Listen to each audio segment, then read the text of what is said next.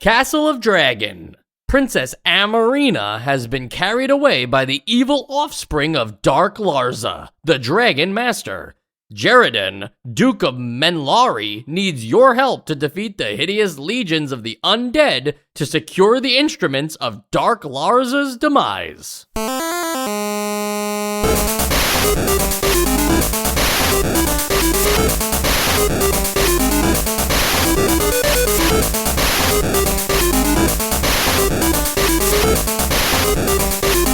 And welcome to Nostalgia, a chronological exploration of every NES game released in North America. I'm Mike. I'm Sean. And I'm Joe. And I had to read all of that because it's the only text on the box, anywhere on the box. So I just decided that's going to be the back of the box. But it just kind of sounds like they just threw a bunch of names that people created for the very first time together for no reason. And I'm not sure I'm even following because of how I don't know, like how weird those names were. I was like, wait, what are they doing though? So I've been saying this about NES games for years, and I think this is just one of the worst offenders, not just like the first offender. Now, do you actually think that this game was just made and then they were like, all right, let's come up with some shit to say about it? Or do you think the developers had lore in mind like this while making it? That's a great question. I would like to think that you always at least have some idea of what your game is about before you go ahead and make it. However, these names, like, I don't know, is that a writing tip? Like, make your characters' names as out there and hard to pronounce as possible in order to keep people intrigued? Like, I'd be pissed if this was a book and I had to keep reading Princess Amarina and Darklarza and Geraden every time You're not a big fantasy story guy. Oh, I hate fantasy stories, yeah. I think that this is maybe not exactly par for the course, but it's pretty close to, there's a lot of names like this in fantasy. Yeah, I mean, the thing is, and again, I've said this about a lot of NES games, it just feels like they had a Mad Libs like booklet, and that was how they're going to create the plot of their story. And in a lot of these games, they end up with just like a bunch of syllables that end up being the names of things. Like Amarina or whatever, like that's normal enough. But yeah. The ones that Darklarza. There's a lot of conflicting consonants that just, doesn't really work out. Yeah, Darklarza sounds like a Pokemon. Yeah, I can't tell if it's Darklarza or Darklarza. Let's go with Darklarza. Yeah, No, I like that sounds that like a better. candy bar now. Darklarza. Left I'm Darklarza imagining or the right taste of a Darklarza? Darklarza bar. This game was developed by Athena, not to be confused with Athena, the NES game we played a long time ago. This is the team that made Championship Bowling. Surely you guys remember Championship Bowling in great detail and are ready to recap and also find similarities and differences between Castle of Dragon and Championship Bowling, correct? I feel like we kind of gushed about Championship Bowling, didn't we? Like, it was just like, wow, I can't believe they like simulated this and it feels right. And We did say stupid shit like that. Yeah. and this is like, oh, maybe they don't really have a handle on the NES hardware, or as good of a handle as we thought they did. Yeah, like the whole time I was playing Castle of Dragon, I was like, man, this doesn't even feel like bowling. That's very funny, Joe. Before we talk about the actual game, let's talk about just the look of the game. Because this does feel a little different than other NES games, and I don't know if that's me pointing that out specifically or if you guys felt the same way, but something about the sprite work, both of the player character, the enemies, the backgrounds, everything going on in this game, it just felt a little off-brand. Were you guys feeling that too? Yeah, this feels like an off-brand game. Like, everything felt too crunchy, and there was like weird intersections, and there's no iframes, and everything just sort of like feels half-baked. And I know that, we don't like to start out these episodes immediately going into like qualitative stuff, but this feels like a ROM hack of something, or like something like kind of homebrewed. If by off-brand, if you mean like off-brand compared to good NES games, then yes, I do feel like I have played some like platformers that feel like this, and it's immediately something I don't enjoy the feel of it. Where it's like, I don't know, because it's kind of trying. It kind of looks like it should play like Castlevania, but it certainly doesn't. Like it feels much clunkier, and it's a lot more like, I don't feel like I have as much agency in this game as far as like getting away from enemies and anything like that, because it feels like it just doesn't control well enough to give me those opportunities. It has a weird thing where like both sprites and background art is sometimes like more detailed than other things. Like the bats in this game are just like whatever. They're just kind of like thrown together. You're like, yeah, I know that's a bat, but it doesn't look that good or what have you. But then some other enemies are like, wow, that's a really detailed sprite, but it's just lacking animation. Like there's like maybe 3 or 4 sprites total of animation for those characters, and so they just wind up appearing janky. Even the character that you play as, he doesn't like pick up his feet when he walks. Like he moves with his knees. Yeah, I mean the art looks fine, like on its own. Like I guess like the screenshot test, whatever art's on the back of the box, like this looks like a real video game. But you're right, once everything starts moving, and especially once you start interacting with it, the cracks start to show. Yeah, one thing that just stood out to me so much, I think it's like the, I don't know, 3rd or 4th level, where you see the night sky in the background, and there is a parallax scrolling of the night sky where the mountains. I don't even know. It is, but it's so there's only one thing that is on a separate layer of the scrolling than the sky, and that's the moon. Which doesn't make any sense, because like the stars are all just like whizzing by the moon as you're moving, as if the stars are like way closer to you than the moon is. Wow, that's something I didn't even notice. Like if you go back to that level, you'll not unsee it, and it was just like so distracting the whole time. I mean, obviously, I'm being a little silly with how nitpicky I am being here, but since we're talking about the backgrounds. There was just a lack of info in general, both online and in the manual. The pictures in the manual are very nice and look like something you might find in a bestiary, but the actual details are lacking in this. And so I do wonder, both as a developer of just Castle of Dragon and Championship Bowling, and I'm sure we'll run into them again, but they're not, they're not a common name developer. Their game here isn't getting off to the best start. Is this a forgotten kind of game? Is this the kind of game where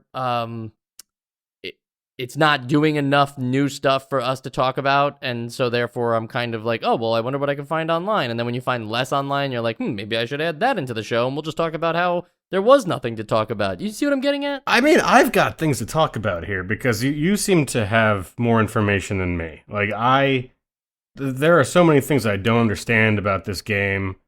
Like, I don't... Like, let's just start at the very basics. Like, that, again, I didn't read the manual. I probably would have had a lot of things solved for me if I did. What is the blue bar doing? Yeah. What is the blue bar? Isn't that your, like, sorry, isn't that, like, your experience? Experience? Okay. I mean, I buy that. I just didn't know, I just didn't see it, like, going up or down, like when I did anything. It was really just the orange stuff that would go up or down, which I assume was my health. And another thing, how do the power-ups work? Like when you pick something up, sometimes you'll get like a super version of it, and you'll get like this sort of like blade beam sort of thing, and then it will just stop working all of a sudden. There's nothing that tells you how long it lasts, how many slashes you have. It just stops working. I think that's how it works. That's just how it works. I think that's the answer to your question, is like, it's just, you just get it and you have it until it's gone. And like, it would be nice to have like some indication so you can kind of like, parse it out as needed. But also it's like, you don't really necessarily like control that anyways. You know, like sometimes you might just have to use it right away because you have to use it because there are enemies coming. Maybe it's timed, yeah. And Yeah. like I think they're running on timers. Okay. I have these questions because I even watched a speed run of this game. Apparently it was at GDQ a couple of years ago, or maybe this year. I don't know. One of those years. And the run lasted like maybe 10 to 15 minutes.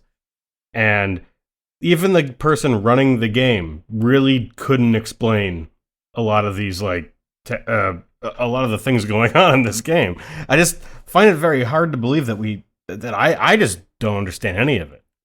Well, I would agree with you that this stuff is not spelled out, nor does it seem to matter. But the blue bar thing, to go back to that, because I said it was experience. It is experience, but just to talk about, well, what experience of what?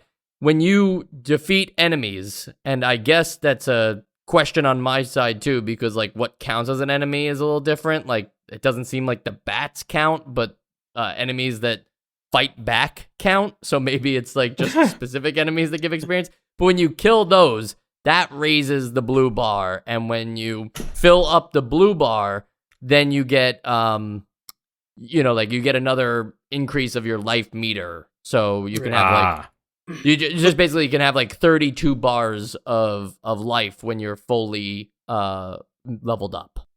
But that's the other thing that is frustrating. I mean, it's nice that you get these extra bars of health, but you don't know how many bars you have left, or how that you even have. It's just going over it. It's not like it's not like in other RPGs where like it's a series of colors, and so you're like, okay, I got rid of the purple bar, now I'm on the yellow bar. Like, right. Yeah, I noticed that if I had like a number. The blue armor, sometimes I would think I was about to die, and then I would just go to the orange armor.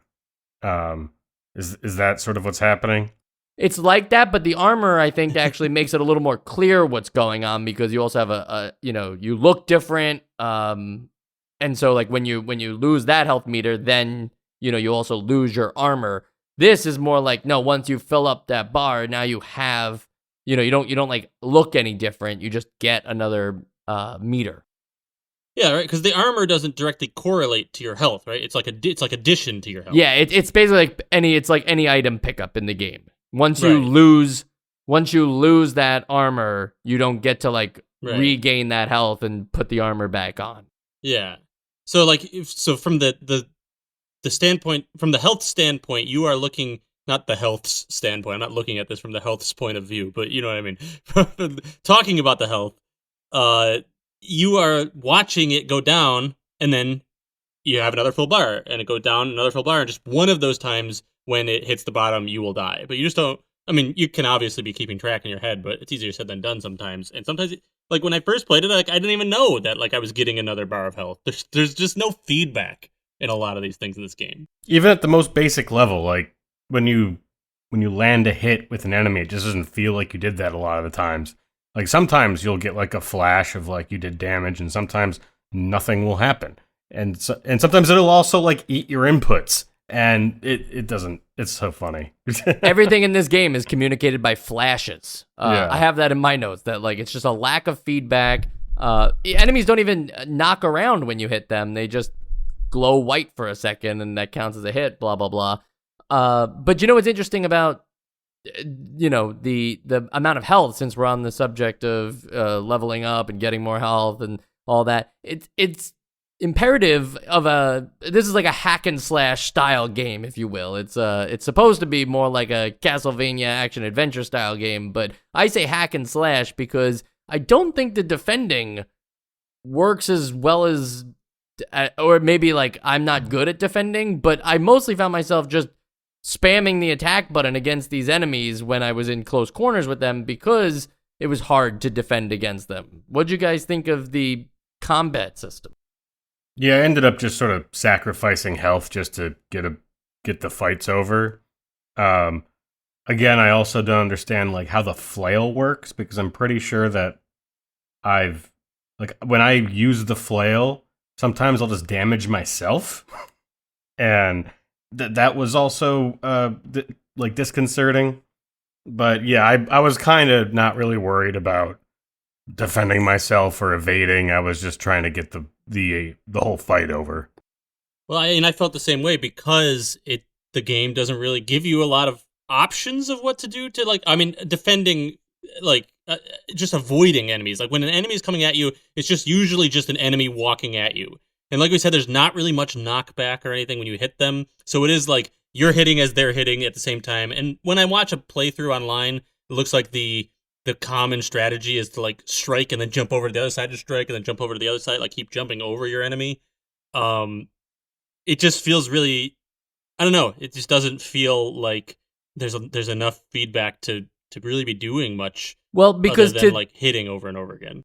To the impatient gamer, probably all three of us as we're trying to understand this game, it winds up becoming a slap fight between you and the enemy of just like, okay, who's going to go down first? Like play chicken with the enemy of like, I'll hit you, you hit me, but I bet I can outlive you. And that's kind of how I played for a majority of this game until eventually you just don't have the health to keep up. You know, like eventually you'll get to like a mid boss or even one of the final boss at the end of the levels. And it's just, you'll never have enough health if you just try that method. So you do kind of have to learn something.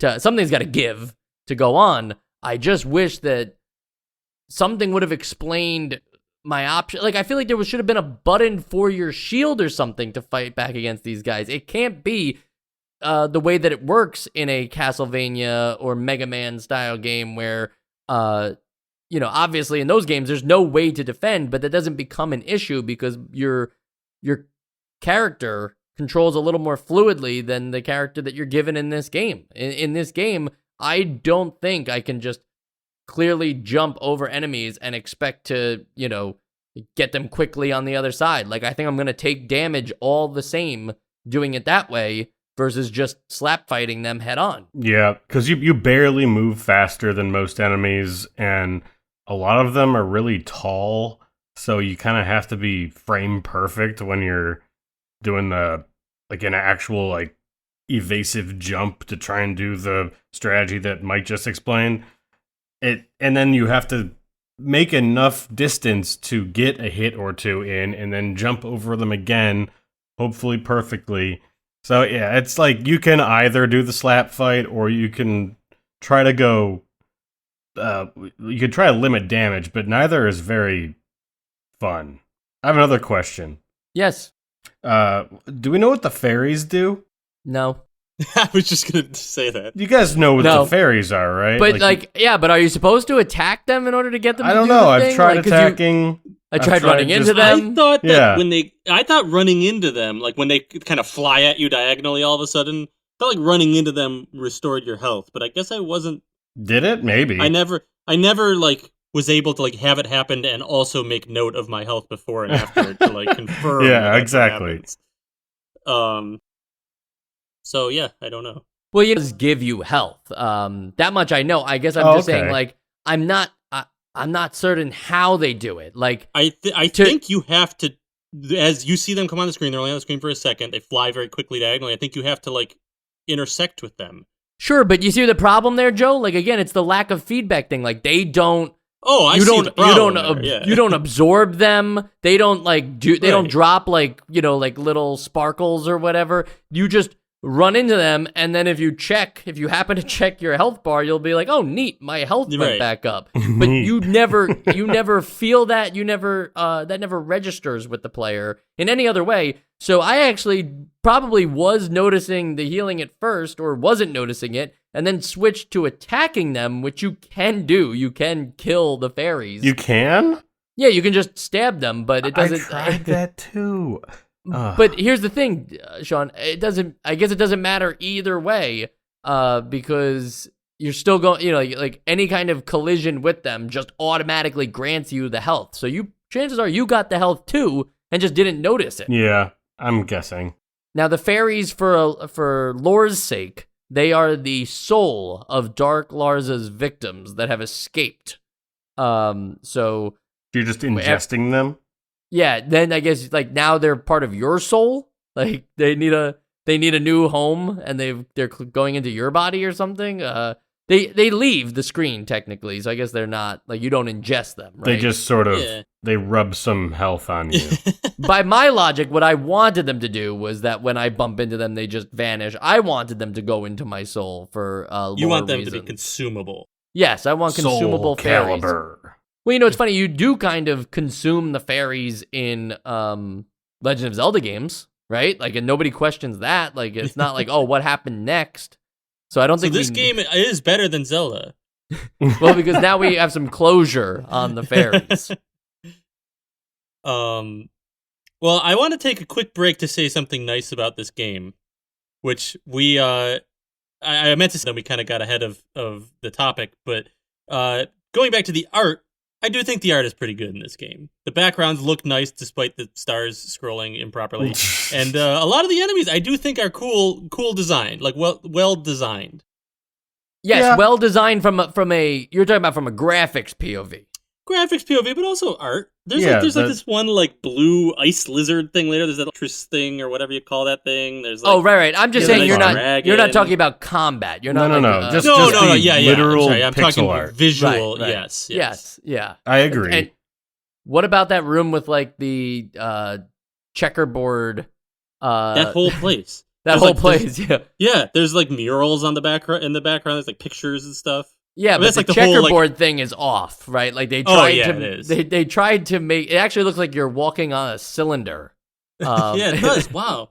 Yeah, But you so- know what? I the whole thing where the bottom checkers are like clearly lined up wrong, so it looks like one long rectangle of each color instead of Yep. two squares. I swear that's also present in Super Mario Bros. 3. Like I feel like that looks familiar to me. Like that error.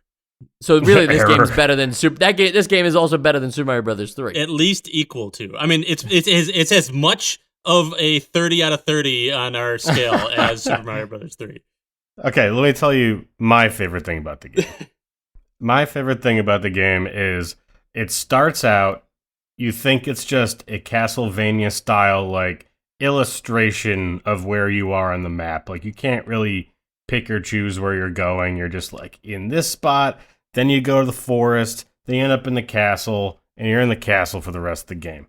But when you get to the castle, then you can now level select, and it's not really, again, the communication isn't really there. There's no description of where specifically in the castle you're going. You just end up on, you're just selecting different like segments of the building. And if you go to the lowest point, you end up going directly to the battle. And it will, I think it just turns you into a frog, and then it will just take your health down to 0 frame by frame. And I didn't know what I was doing, and I was like, huh, is this how the game goes? Am I supposed to figure out how to not turn into a frog here? But you could also choose the other levels. I had to like really do some research to figure that out too. How did you guys find that, or did you kind of just like play whatever you ended up on? It sounds like a fever dream. I had no idea you could choose levels. You can You went to choose the levels. basement and turned into a frog and had Yes. to fight the final. That sounds like every copy of Super Mario 64 is personalized. I swear, if you boot the game up, get to the first point that you can play in the castle, and move the D-pad around, you can do this.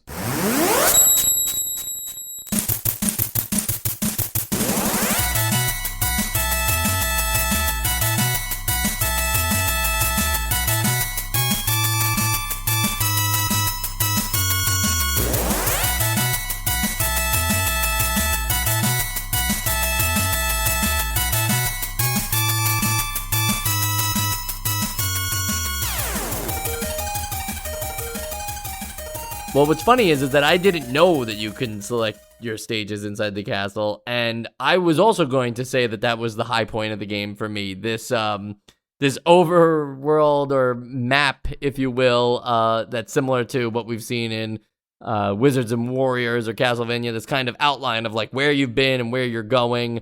At least they included that. On the never-ending debate about the pausing in games and how games should pause or what's correct, this game is select to pause. Now, How do we feel about that? I don't know why. Like, I get that, you should use select to select the power-up or weapon you're using if that's how you're going to run with it. I've never seen it flipped like that. Yeah, I feel like we've seen games where select is pause. No, of course, yeah, but I guess I'm just, for the sake of argument we? here, right? It's like, yes, we actually have, pretty recently, too. I think we just saw a game that that had, like, a weird thing where, like, you could use select to pause, but then had to also, like, you could press B to back out of it, which was strange. Huh. I feel like maybe that was a Bites episode. I know what you're talking about. I can't remember that game, but you're right. Yeah, it's like you could pause with select, and then it wasn't selected to unpause, whatever it was. But I feel like the idea that start should be the standard pause button is like a product of the 90s, and this is still 90s for that to be like on the NES. There were a lot of times where like the start and select buttons were doing totally different things than what they were supposed to do. And then, like, by the time of the 90s, it's like, okay, start is pause and select is not select. I think by now it's already sort of like part of the grammar of design. And like the ones that isn't the case, like start is to get to like a submenu or something. And it still functionally works as a pause like 95% of the time. Sure, but I feel like maybe that's what I'm thinking of more often. I think there are a lot of times where start takes you to the menu and select just pauses, literally just freezes the game. Definitely not definitely it's way more where start like it is still like obviously common and very likely that start will be paused, but I feel like there's just been like a lot more cases of it not being so black and white. Yeah, I think select isn't even like in the bottom 6 options of ways to pause on the NES, right? Yeah, no, up, not in the bottom 6. Up sometimes. Yeah, thank goodness they didn't choose up on the D-pad as your pause button. Sean, I think I figured it out. It was Arkista's Ring where that happens, and you probably didn't know that because I think that was the first episode that you ever missed. The only episode that I've ever missed. So how funny that we would rub it in your face by doing like some obscure trivia on the pause section here. I thought you were missing that out of protest to that pause method. No, I was terribly ill. Oh, gotcha. Now, say you took the time to learn the hack and slash system, or at least how to properly defend, something that I just couldn't be bothered with, and ultimately just wound up saying, well, I've experienced the game. If you did figure out how to defend, then your chances are you could make your way through this game, especially once you get the like mace weapon, because that thing seems pretty op because it does like create distance between you and the enemies. Something your sword doesn't do. I don't understand. Still hurt you, I think, but yes, I agree. Yeah, but you know what I'm saying? Like a sword slash, no, that doesn't stop anybody from moving. And really, isn't that this whole game is like you're just stopping enemies from walking in a particular direction? Like they're not so smart that they're really trying to attack you. They're walking and you're like, hey, stop walking towards me. You're really the instigator here. But disregard that. I don't want to get into a conversation about that. Instead, what I was getting at was that if you did learn the systems, what you have in front of you is actually a relatively short game. Yes, it is short. Definitely on. Like it's definitely getting its length from how obtuse it is. Some people jumping to the basement to turn into a frog in a fever dream and thinking that's what keeps stopping them from playing the game. And yeah, I think it's just difficulty. Whether that difficulty is from pure challenge or from poor design is up to the individual. And there is one cool moment in the game that we probably should have talked about, but we wouldn't have because we didn't get this far. But it's worth mentioning that there is a moment in this game towards, I think it's actually the final level, where you're walking towards the Darklarza, I guess that is. And there's these mirrors behind you, and it's showing you walking in those mirrors as you're walking on the screen. And then eventually a version of you pops out of the mirror, and then you have to fight yourself. And that's pretty cool. That's pretty badass. It's very cool. Zelda 2. Yes, it is very cool, except for the fact that in the playthrough that I watched, the version of yourself walks out of the mirror, and then they just proceed to just kind of what looks like they're just running into each other for like 30 seconds. Well, I think the speedrunner did that too. But it's because it just does what you do. So therefore, like you're walking, so it just walks into you. Like that's stupid, right? The whole thing is like this game is actually a stealth walking simulator. Everybody's just trying to get their 10,000 steps in for the day, and it's up to you to ruin their day. Yeah.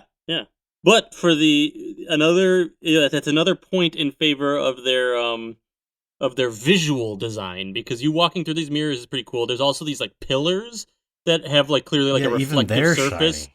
And even they're shiny, but they have this texture on it, so it looks like, they're shiny, but they're not a perfect reflection. It looks very believable. And then after you defeat your reflection, the mirrors, there are no more reflections in any of the mirrors. Which I guess means very fancy. I guess means that in the lore, you're also a vampire? Once you defeat your reflection, you become a vampire. Or I guess I've never actually defeated my own reflection, so maybe that just happens to anybody. You're missing out. Hear me out. What if that's a series of see-through windows, and that's just a guy dressed exactly like you? It's not your reflection at all, and it was just it was just an illusion. And so he was just walking perfectly in step with you up till that point, and then he was like, now it's time for my big reveal, just to basically get into a kissing fight with you until he died. It would be cool if they'd made smoochy noises. While I was playing, even though I didn't get that far. I was just making them the whole time I was playing. That would have been the first NES game with smoochy noises. It would have total missed opportunity. I think it would have been. I pulled Arkista's Ring out of nowhere, but I don't think I could pull out another example of a game that just I don't think there's had any smoochy noises. Sounds. Yeah. I feel like there must have been like wasn't there like an enemy that like blows kisses and their little hearts? There must have been a smoochy. That sounds like an enemy to you? I think there was an enemy at one point that blows kisses and their little hearts, and they hit you. And I don't remember what game it's in, so and we have many games for you to fact check sorry, me. Joe, so yes, that was your mom. Actually, I think you're right. Wasn't that Back to the Future? Maybe. Yeah. The diner or whatever. Like, yeah, that's right. It sounds about right, but I don't remember there being a smooch noise. And it was your character's mom. Yes, because you're trying to, Sean. You must remember this now. No. Yeah, I mean, you're trying to like dodge your mom. Noise though. Yeah, I don't know if there was a noise or not, but I'm just saying like maybe that's a place where we can look for the smooching noise. Yeah, I'll check that out. Or did we just make that up in the episode of like how we could have done it better?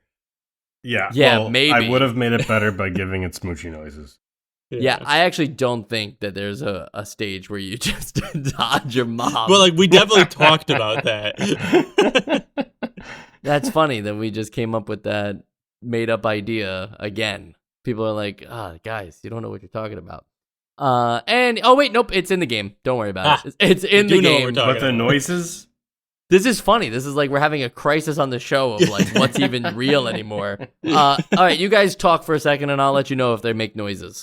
We know that there are more kisses in this game than there are Doc. They make noises. Wow! Yes, hell yeah! All right, so that's a mystery solved. Yep. It's still a missed opportunity to be the second game with smoochy noises. I bet there was another one between then and there. All right, let's do it again, Joe. No, there is only one game as of right now that has smoochy sounds in it, and it's Back to the Future, which was now over 100 episodes ago, but Joe can remember it like the day it was yesterday. However, there's also a sound that plays in every single episode of Nostalgia, and that is the Essential Games List sound. Even though it's an obvious no, I feel like I came in hot on Castle of Dragon, and so I appreciate the two of you, and I'm putting you on my essential co-host list for making this episode not just a hate fest of Castle of Dragon. It's definitely not the worst NES game. There are plenty of other games that belong on that list before this one. It's just that this game really isn't offering anything new. We didn't talk about any unique features to Castle of Dragon. We certainly talked about a lot of things that it might have tried to been inspired by or rather copy. However, everything it copied, I think it did worse. So yes, it's a no. Joe? Yeah, I think this is good art aside, it is pretty definitively like not fun gameplay. At least that's how I feel, and I got to imagine most people who play this are like not like super blown away by the gameplay of it. So definitely not essential. I sort of agree. Maybe we're harsh on this game, but yeah, it's like it's not fun. Sean.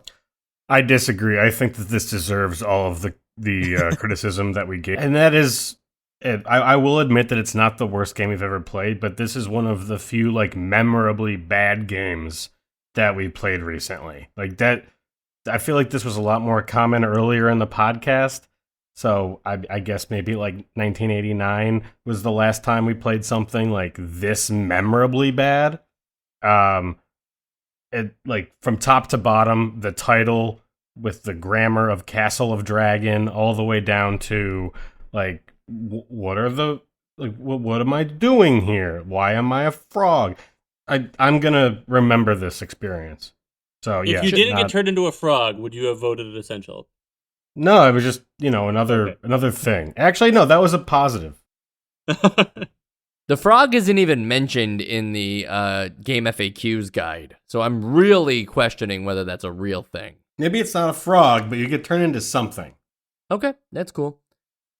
Sean, you also mentioned, just a way to round out this episode instead of ending so negatively, you mentioned the title. And yeah, that is a strange title, right? Castle of Dragon. It's like, it feels grammatically incorrect, even though technically you can just call a title whatever you want, right? But like, I guess like you could change it and call it Castle of Dragons. You could call it Castle of Dragoon. You could call it There's a dragon in that castle. Like that's yeah. There's a dragon at the end of this game. That's the name of the game. Castles of Dragon, I feel like makes more sense. I don't know what it is, but it makes more sense to me.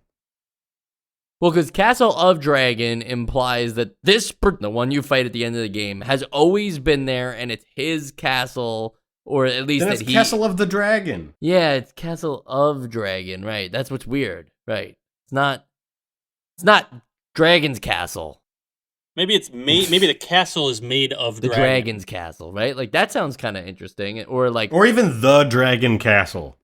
Castle of Dragon also makes it seem like maybe the castle is shaped like a dragon, and you're about to but it's not navigate through. Yeah, no, it's not, but like that could work, right? It could. Castle of Dragon. Joe, give me something. He's gone. Okay, he had to leave. Of Dragon D's nuts.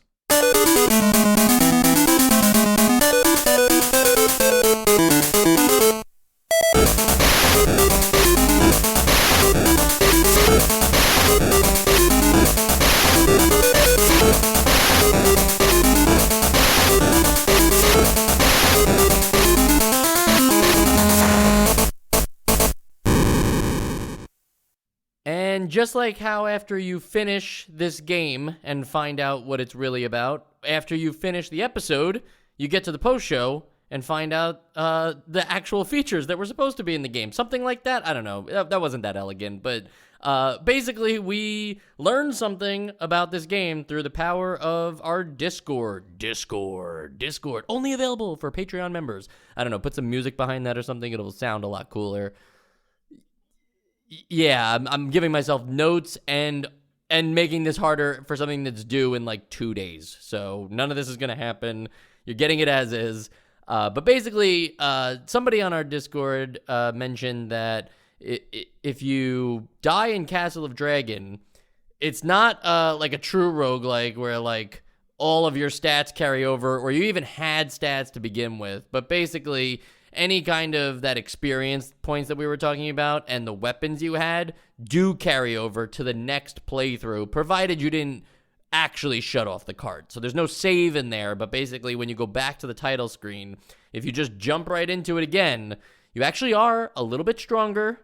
You do have your old weapons. It's pretty cool, and it does, like, upon testing, even though it was never mentioned in the manual and is barely mentioned online, upon testing it myself, I did notice that with each death, provided I got a little bit further each time, I was also a little bit stronger and was getting a little bit further each time because the experience was carrying over. So whether this is like a early roguelike or it's just that this game wants to make the players feel like they're accomplishing something on subsequent playthroughs. I gotta say, it's a nice touch. It doesn't change anything based on what I voted in the essential games list. Guys? Yeah, I'd say like it just by virtue of the whole like anything carrying over, it's closer to a rogue light than it is a rogue like, and I really hate that there are two different variations of that word to describe the mechanics of a video game, but here we are.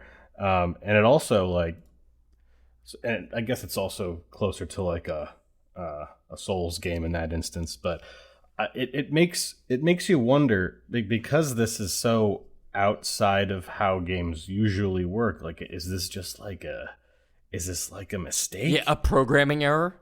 If it's not talked about at all in the in the manual or any kind of introduction to this mechanic, like it sounds like they're like, upon death, revert to X place, and they just forgot to like remove any. But I also don't know how programming works. It's all magic to me. So I don't know. It's cool though. Yeah, and I kind of want to give it another try, but then I kind of watch a video of it, and I'm like, well, do I really want to play this game again? but it sounds interesting. There were other problems. That's the issue, Joe, is that on replays, it was like, okay, yeah, I'm lasting longer in the fights, right? And I'm doing more damage, but it doesn't change how awful the combat was between me and the enemies. They tried to create these one-on-one moments, not all the time, but, most enemies you do have to kill them before you can progress forward. And that didn't get any more interesting. It's just like, cool, now it just takes less hits. Is that really a solve? I don't think so. Yeah, it almost feels like, I mean, I don't know. I know that this is a very adequate way to design a game, but it feels like in this case it would just be like, kind of wish I just started at this level. Like, I kind of wish I didn't have to go through this level 4 times before I could like make it a little easier. So is there like an essential hindsight list, or is there anything we should do? No, I think we should just say that this is why you should always listen to the entire ending song, because I guarantee you people are only listening to this section because they either wrote to us on Twitter or on the Discord being like, I can't believe you guys didn't mention that your stats carry over, and this is how we save our ass by saying, actually, nerd, if you just listened to the end of the song, you would know that at the end of the song, sometimes we have a post show. And most of the time, it's complete bullshit. But today, it's... I didn't know if I wanted to commit to saying that. I was like, am I a jerk today or what? I did just call everybody a nerd, so I guess I can say bullshit. I can say whatever the heck I want. It's my show. I actually think, now that I think about it, I'm pretty sure almost every episode of Nostalgia we've ever had, we come on after the song and talk about how we actually didn't know what the game was, and we learned that we weren't playing it right.